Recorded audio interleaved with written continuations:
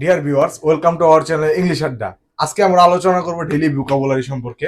যেমন আমরা প্রতিদিন বিভিন্ন কাজে আমরা ভোকাবুলারি ইউজ করি, এবং সেই ভোকাবুলারি কি, যেমন হচ্ছে আমরা কি ইউজ করি?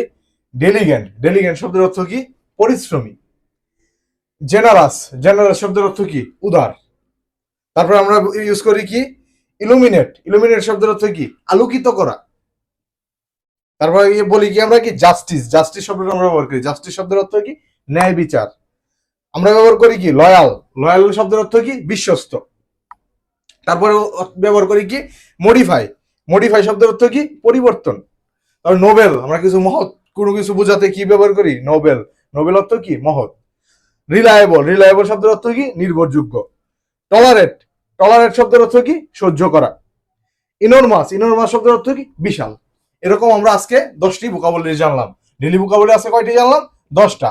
এরকম আরো ভোকাবুলারি এবং ইংলিশ রিলেটেড বিভিন্ন গ্রামার ভিডিও পেতে আমাদের চ্যানেলটিকে ফলো করে রাখবেন এবং আমাদের ভিডিওতে লাইক, কমেন্ট এবং শেয়ার করবেন। ধন্যবাদ।